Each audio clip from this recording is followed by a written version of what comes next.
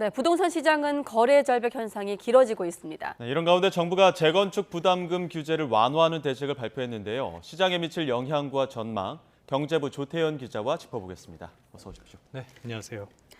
네, 규제 완화 효과를 짚기 전에 부동산 시장의 전반적인 좀 흐름을 보겠습니다. 낙폭이 더 커지고 있는 추세인 것 같아요. 네, 한국부동산원이 매주 아파트 가격 동향을 조사를 해서 발표를 하는데요. 이번 주에 전국 아파트 값이 전주보다 0.2% 하락했습니다.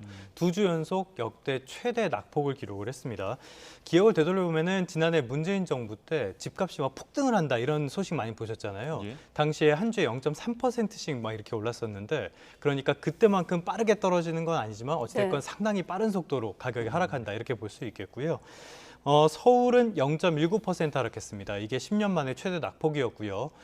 굉장히 빠르게 올랐던 노도강 그리고 강북 지역이 많이 떨어지긴 했지만 강남 쪽도 낙폭이 좀 상대적으로 덜하긴 해도 상당히 좀 떨어지는 모습을 보였고요. 그리고 경기나 인천 같은 곳들도 상당히 많이 떨어지는 모습들이 보였습니다. 이게 집값이 빠르게 하락하는 거는 역시 기준금리가 큰 영향을 미쳤다 이렇게 봐야겠죠. 거기다 경기 침체 우려까지 커지면서 지금 전반적인 부동산 시장이 침체하는 모습을 보이고 있는데요. 여기 지금 거래 절벽이라고 많이 이야기를 하죠. 지난달에 그 서울 아파트 거래량이 655건이었습니다. 이게 역대 8월 기준으로 가장 적은 수준이에요.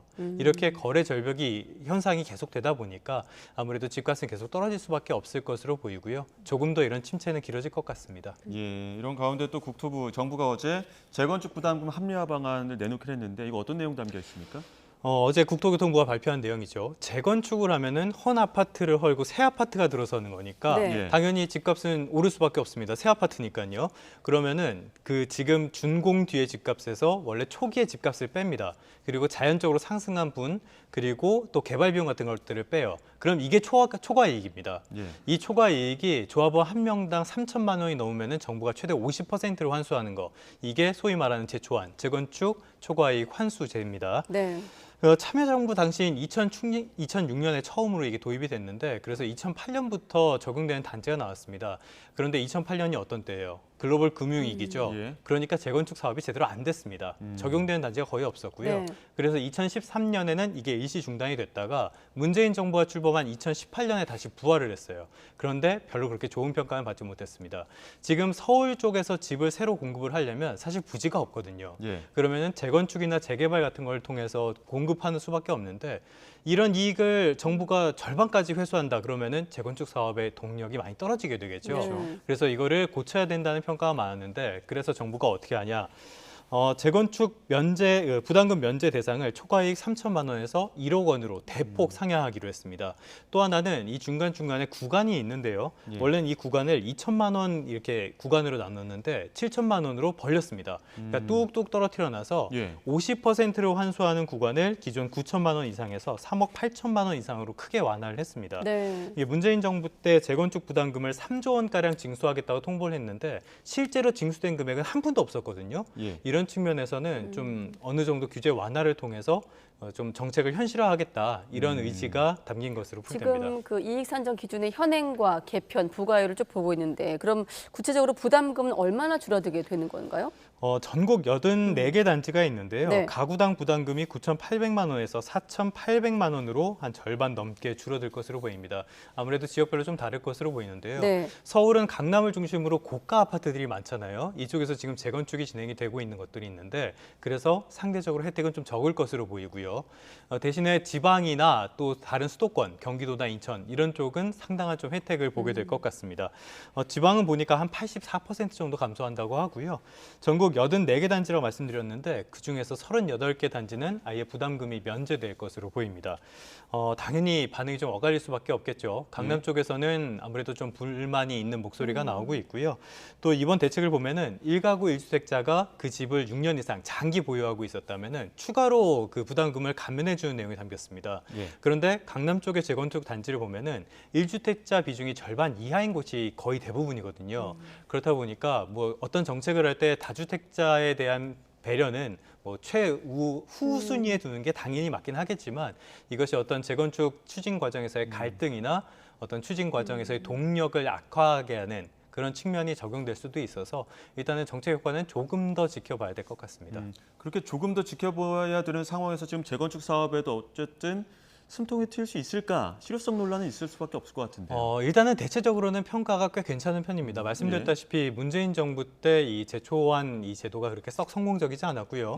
2020년 8월 4일에 8.4 대책이라고 해서 당시에 공공재건축으로 하면은 용적률도 풀어주고 고층 제한도 풀어주겠다. 대신에 초과이익의 90%로 환수하겠다. 이런 제도가 나왔는데 그 2020년에 단 한 건도 신청하지 않았습니다. 90% 가져가겠다고 하는데 누가 그걸 신청을 하겠어요. 그래서 이런 측면에서는 재건축이 어떻게 좀 활성화될 수 있는 어떤 계기가 되지 않겠냐 이런 측면이 또 하나 있고요. 또 하나는 시장에서 지금 워낙 이 제도가 논란이 많다 보니까 제대로 고지를 안 하거나 이런 지자체들도 있었습니다.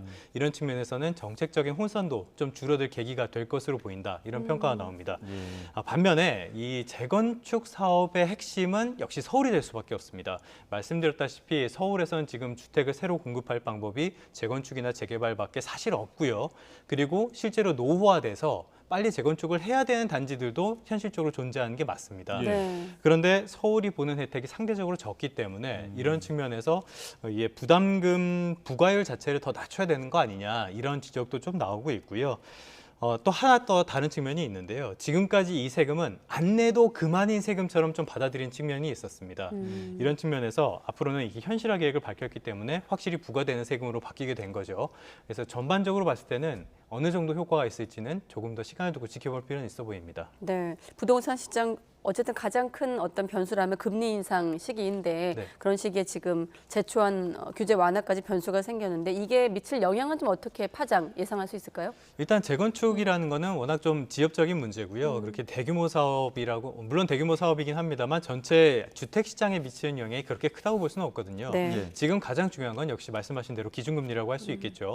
문재인 정부 시절에 부동산 가격이 굉장히 빨리 뛰었던 거 크게 두 가지 측면이 있습니다. 하나는 코로나19 극복을 위해서 기준금리를 0.5%까지 대폭 낮추면서 이 시장에 풀린 대량의 유동성이 자산 시장으로 흘러들어간 측면들이 있었거든요. 그리고 두 번째는 역시 정책적으로 실패를 해서 수요도 공급도 다 놓친 것들 이런 측면이 있습니다. 지금은 근데 이게 반대라고 봐야 될 것 같습니다. 정책적인 측면에서도 공급을 강화하고 시장에 많은 것들을 맡기는 이런 측면들도 영향을 미치고는 있지만 이것보다는 역시 기준금리를 빠르게 올리고 있는 것이 집값에 굉장한 좀 영향을 미치고 있다. 그리고 지금은 경기가 연착륙 경로로 가기보다는 경착륙 경로로 가고 있단 말이에요. 특히 미국 쪽에서 강하게 기준금리를 올리면서요. 이런 것들이 주택시장에 상당히 좀 큰 영향을 미치고 있다 이렇게 봐야 될 것 같은데요. 지금은 기준금리가 추가로 올라갈 가능성이 더 큰 상황입니다. 미국이 계속 긴축을 강조를 하고 있고요. 그렇기 때문에 우리나라도 다음 달 그리고 다음 달에 열릴 금융통화위원회에서 또 기준금리 인상이 사실상 예고가 돼 있는 상황입니다. 그렇기 때문에 이런 상황, 부진 상황이 계속 이어진다고 봐야 될 것 같은데요. 대한건설정책연구원에서 어제 발간한 보고서가 좀 눈에 띄는 게 있어서 가져왔습니다. 지난해 11월을 주택시장의 정점으로 분석을 했고요. 올 내년 3월 그리고 2024년 2월 사이가 주택시장의 저점을 형성하는 시기가 될 것이다. 이렇게 분석을 했습니다. 그러니까 이 부진 상황이 지금보다 조금 더 길어질 가능성이 크다. 이런 분석을 했다. 이렇게 보시면 될 것 같습니다. 앞서 말씀하신 것처럼 거래량도 적어지고 가격도 줄어들었습니다. 그러다 보면 이제 부동산 시장이 너무 가라앉은 것 아니냐 이런 우려들도 나오고 있는데 여기에 대해서는 어떤 의견이시죠? 세상의 모든 현상에는 다 양면이 있죠. 특히 경제 현상에서 더 그런 측면들이 많이 있다라고 볼 수 있겠는데요. 일단 집값이 너무 하락하게 되면은 지금 기준금리도 오르고 있잖아요. 그러면은 빚을 내서 집을 사신 분들이 소위 말하는 하우스 푸어, 그러니까 집은 가지고 있는데 가난한 사람들이 될 수 있습니다. 그러면 그 사람들만의 문제가 아니냐? 아닙니다. 우리 모두의 문제가 됩니다. 일단은 그 사람들이 소비를 줄이기 때문에 전반적인 내수가 타격을 받게 되고요. 또 하나는 이들이 빚을 못 갚게 되면은 그거는 금융회사의 부담이 될 수밖에 없겠죠. 그리고 그런 금융회사의 부담이 커지면 결국엔 나라의 부담이 됩니다. 이걸 금융위기라고 합니다. 2008년도에 금융위기가 딱 이런 경로였어요. 그렇기 때문에 이렇게 그 사람들만의 문제다 이렇게 보긴 좀 어려운 측면이 있고요. 또 하나는 이 글로벌 금융위기 이후에 미분양이 많이 늘어나면서 건설 경기가 많이 꺾인 적이 있습니다. 그런데 건설 산업이라는 게 상당히 많은 투자도 되고요. 고용도 이루어지는 산업입니다. 그래서 건설 경기가 안 좋아졌을 때 이런 것들이 우리 경제 전반에 미칠 영향도 있기 때문에 그렇게 일각의 문제는 아니고요. 이 부분도 부진이 얼마나 길어질지 좀 걱정이 되는 부분이긴 합니다. 네, 알겠습니다. 재건축, 초과이익 환수제를 포함해서 부동산 시장까지 경제부 조태현 기자와 전망해봤습니다. 잘 들었습니다. 네, 고맙습니다.